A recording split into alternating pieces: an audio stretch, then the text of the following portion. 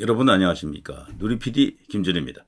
자, 지금 돌아가는 전국 상황, 어, 희망 회로를 돌리는 어, 방식도 있고요.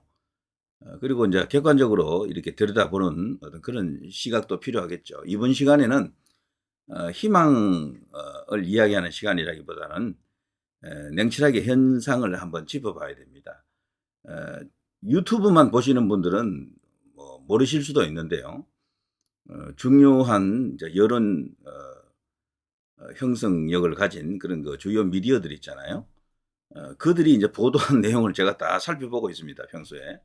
오늘도 지금 조금 전에 다 살펴봤는데, 와, 정말 충격적입니다. 대통령이, 그들에 따르면은, 물론 제가 이걸 주장하는 게 아닙니다. 일단 전해드릴게요.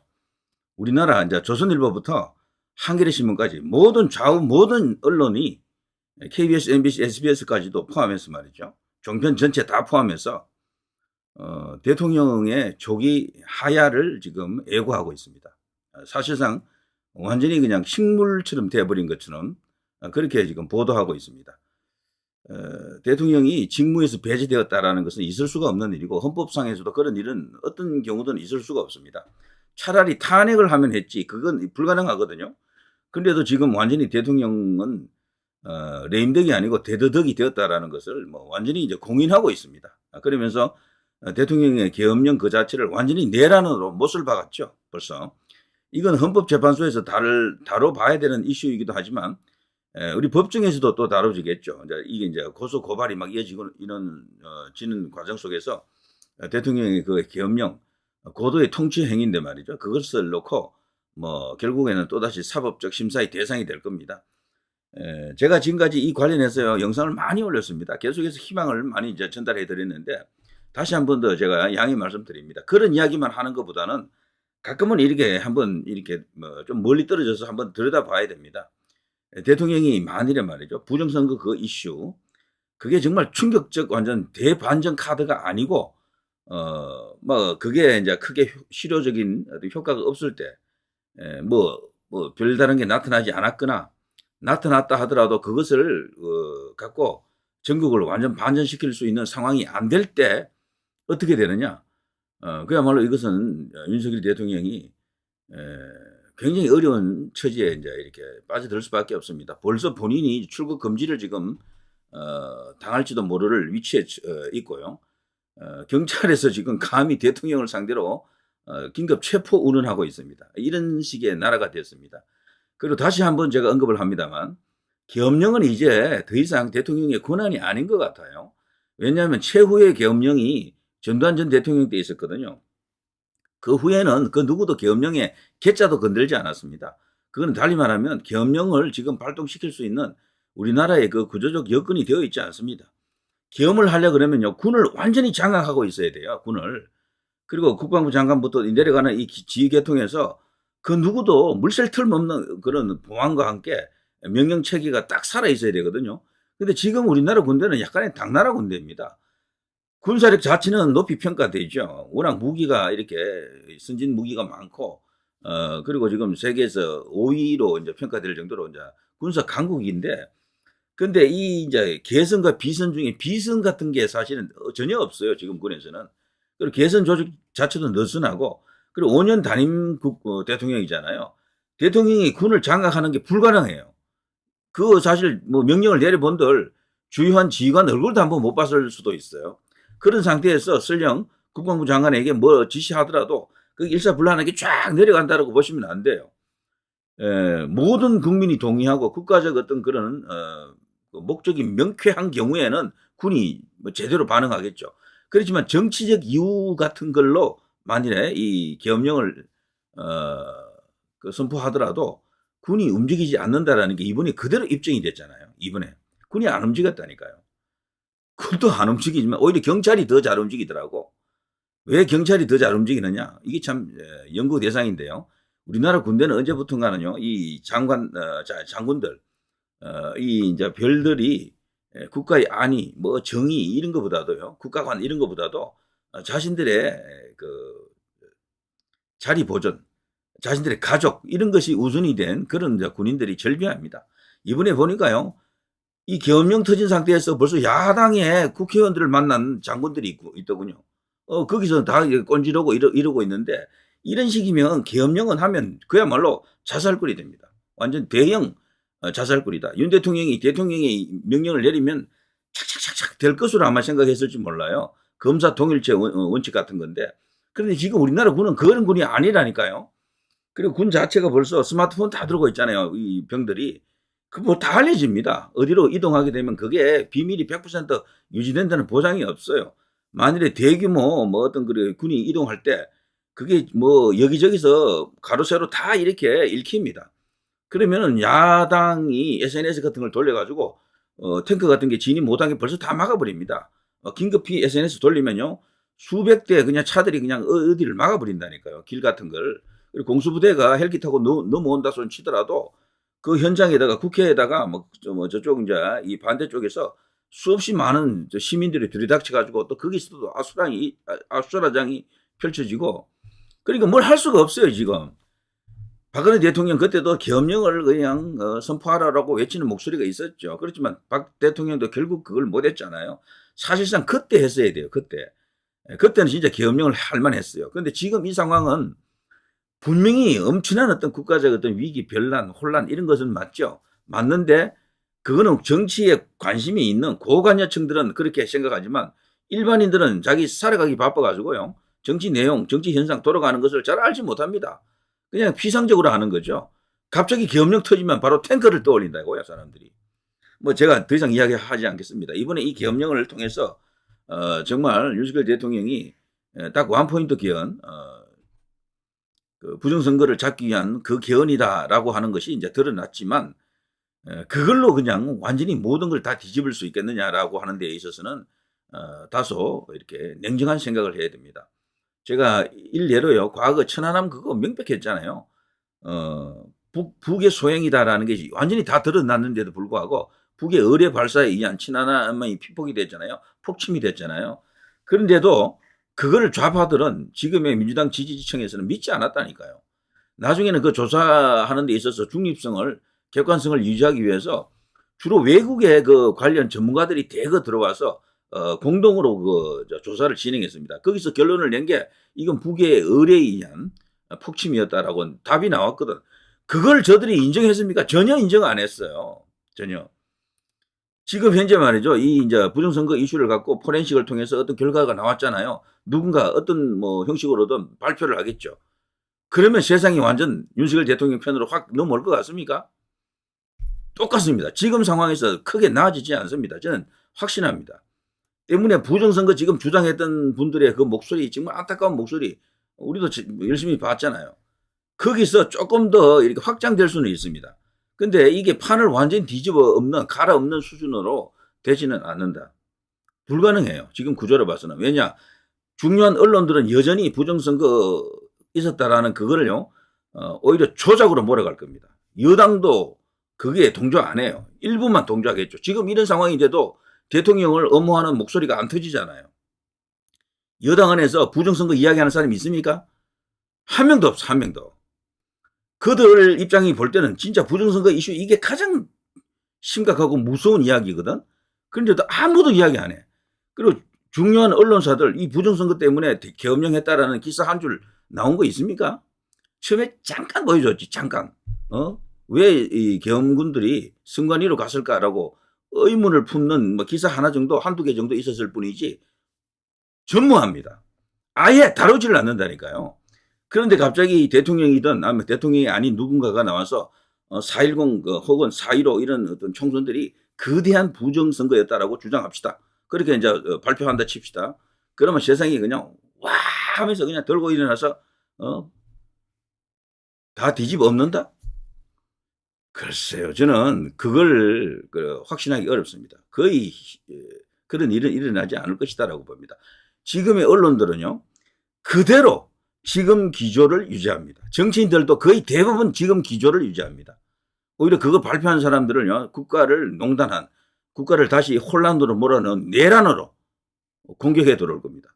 당연합니다. 이건 벌써 민주당 쪽에 그 하는 행태를 그동안 우리가 수도 없이 봤잖아요. 천안함 이야기를 제가 일부러 해드린 것은 그것보다 더 심하게 나올 겁니다. 완전히 이번에 이 이제 서버를 확보했다, 뭐 여러 가지 포렌식을 했다 하는 과정에서 중립적 기구가 한 건 아니잖아요. 중립적 기구가 나라를 지키기 위해서 대통령의 결단에 의한 것이지만 그걸 저들이 이제 그런 식으로 이제 몰아간다니까요. 이게 이제 객관성이 있는, 믿을 수 있는 중립적 기구가 그런 사람들이 한 게 아니고 대통령의 명을 받아가지고 특정한 세력들이 했다라고 몰아붙이면서 그 결과를 그냥 조작으로 이렇게 역선동해 들어온다고요. 그러면 꼼짝 못 한다니까요. 자칫하면은. 제가 볼 때는 조중동 같은 이런 보수 언론까지도 야당하고 손잡고 대통령을 공격한다라고 봐야죠. 그럼 남는 게 뭐가 있습니까? 뭘로 대항합니까?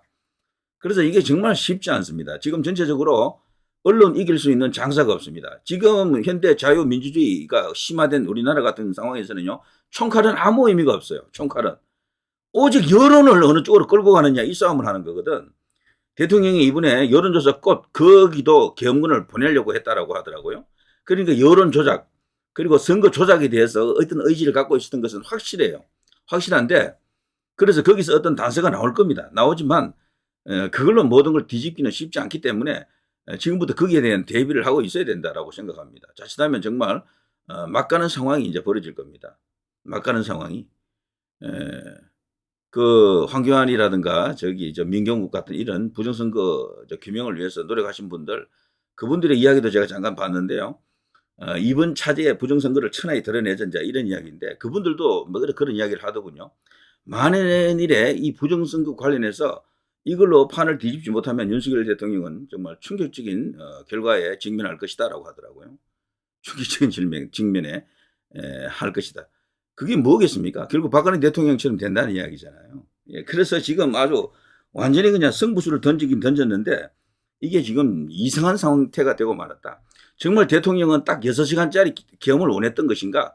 아니면 좀 더 긴 계엄을 이제 필요로 했던가라고 여기서 여러 가지 생각을 할 수가 있어요. 제가 볼 때는요, 국회를 조금 더 막았어야 된다고 보는데, 근데 국회를 막게 되면 그건 헌법에 저촉되는 사항이라 엄청난 어떤 그 내란의 혐의가 됩니다. 그걸 못한 거야. 그냥 추춤거리면서. 그래서 시간이 아주 짧았죠. 근데 그 짧은 시간에 모든 것을 다 조사했을까라는 그런 어떤 생각을 또 해볼 수도 있는 겁니다. 그리고 그 당시에 이제 조사했던 그 내용들이 지금 어디서 누군가 포렌식을 하고 있는가, 확인하고 있는가, 그건 어느 기관인가, 어디 가 있는가, 이런 걸 지금 아무도 지금 모르고 있어요. 그리고 대통령도 지금은 장막 뒤로 그냥 가버렸습니다. 이제 당분간 나타나기가 힘들 거예요. 나타났을 때는 이걸 갖고 뭔가 발표할 때 나타날 가능성이 있는데, 그것도 가능성만 놓고 보면 그렇게 높지 않다라고 봐야죠. 때문에요, 지금은 여권 전체가 똘똘 뭉치는 게 가장 이제 필요한데, 한동훈이 이제 당대표로 있는 상황에서는 글쎄요, 이 뭉치는 게 쉽지 않을 겁니다. 저는 비대위를 띄워야 된다고 생각합니다. 그래서 장동혁이라든가 진정호 같은 이런 사람이 정신 차려가지고 사퇴해야 됩니다. 장동혁 의원 같은 경우는 탄핵이 통과되면 자기는 비대위원 비대위원이 아니고 최고위원 사퇴한다 그랬죠. 그래서 식으로 1명, 2명 이렇게 사퇴하면요, 이 최고위 자체가 무력화됩니다. 그러면 자동적으로 비대위 체제로 넘어가거든요. 그때 한동훈은 이제 일단 내려가고 새로운 얼굴로 띄워야 되는 거죠. 수습하는 관리형 비대위를 띄워야 됩니다. 그리고 이제 상황 여하에 따라서 어떤 결과가 오든 거기에 유연하게 대응할 수 있게끔 새로운 어떤 차기 주자를 만들어내야 됩니다. 한동훈 지금 최근에 나온 여론조사 2개 보니까요, 하나는 7%, 하나는 8% 나왔더군요. 그냥 한 자릿수가 된 거야, 그냥. 원오브 댐이야. 오시원하고 홍준표하고 똑같아졌어, 그냥. 이제 한동훈은 끝났습니다. 더 이상 이제 한동훈 중심의 어떤 그런 차기 주자 레이스는 끝났고요. 무의미합니다. 한동훈은 더 떨어질 거예요, 이제. 왜냐하면 보수에서 이번에 완전히 알았거든. 그동안은 윤석이라고 서로 그냥 하나로 통하는 줄 알았는데 완전히 보니까 이게 적대적이네 라는 게 다 드러났고, 보수를 위해서, 여권을 위해서, 애국 자유 우파 이쪽을 위해서 일하는 거기에 봉사할 인물이 아니라는 게 확 드러났습니다. 그래서 한동훈 말고 누군가 없나라고 새로운 인물을 찾기 좋은 시점이 왔습니다. 자, 결국 이제 홍준표, 오세훈 이 둘 중에 한 명이 될 가능성이 크다라고 이제 보는데요. 대부분은 저는 개인적으로 김문수를 지지합니다. 근데 김문수가 떠야 이제 그게 효과가 있는데 뜨지 못하고 계속 물 밑에만 있으면 결국 김문수 카드가 없어지는 거죠. 이렇게 되면은. 그래서 김문수를 띄우려고 하면 지금 띄워야 한다라는 말을 제가 몇 달 전부터 계속 하고 있었잖아요. 어떤 위험한 느낌도 제가 사실 있었어요. 계속해서. 근데 김문수가 여론조사에 포함도 안 되는데 어떻게 띄웁니까? 황교안도 좋은 카드이긴 하죠. 그렇지만 어떻게 띄우냐고요, 이런 분들을. 자, 이런 것을 고심을 해야 될 때가 왔습니다. 차기 주자가 없는 정당은 그야말로 무력합니다. 제가 파악한 바로는요. 지금 좌파 범좌파 연합은요. 그들이 꿈꾸는 그림이 있어요. 거대한 전국 그게 구상도가 있는데요. 자신들만으로 200석을 넘기는 겁니다. 자신들만으로. 그래서 국민의힘으로 대표되는 이 보수 세력을 항상 70석 내지 80석 정도로 묶어놓는 걸 원해요. 그들이 항상 개헌선을 갖는 걸 원합니다. 그래서 200석 이상을 원하는 거죠. 그래서 여기는 극소수 영남만 대표하는 작은 정당으로 만들어 놓으려고 하는 거죠. 과거 김대중의 평민당 같은 평화민주당 같은 그 정도 수준 70석에서 80석 정도입니다. 그런 작은 세력으로 집권을 절대로 못하는 그런 세력으로 만들어 놓으려고 하는 거죠. 완전히 주류 교체, 세력 교체 이것을 완전히 이제 완성시키겠다. 그러면 대한민국의 정통 역사가 완전히 다 뒤집어지는 거죠. 지금도 많이 뒤집어져 있습니다만 그들의 입맛에 맞는 그런 역사가 쫙 우리나라에 이제 정통이 됩니다. 그러면 이승만, 박정희, 전두환 이런 분들은 그냥 완전히 악당이 되고 악마가 되는 거죠. 자, 그런 중요한 시점에 와 있습니다.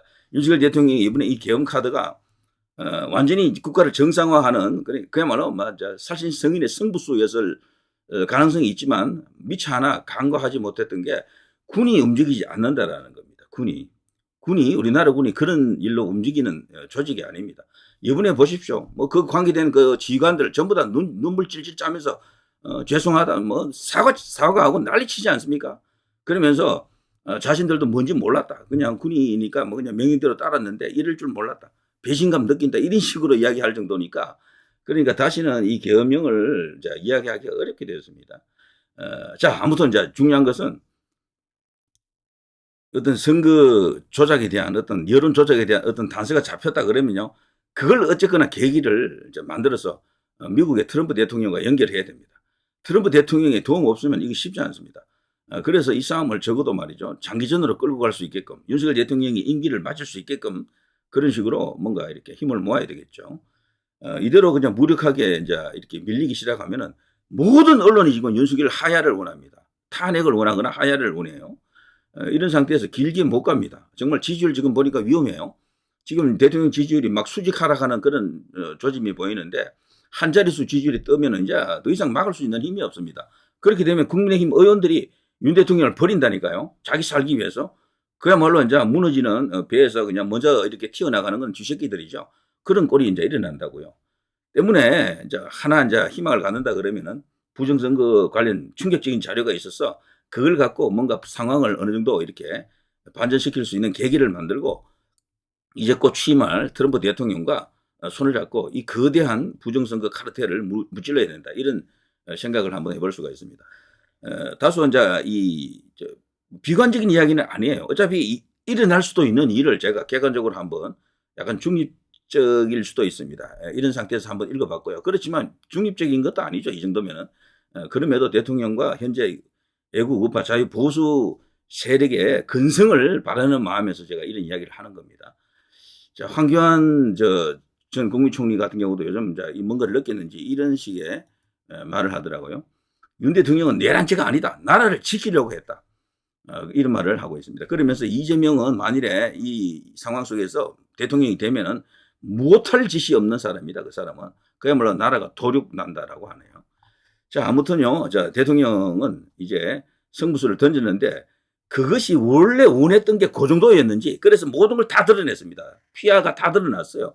그걸 원했던 것인지 아니면 하려다가 뭐 안 된 것인지 실패한 것인지 뭐 허망하게 그냥 이상하게 돼버린 것인지 이것은 며칠만 기다려보면 이제 답이 나오겠죠.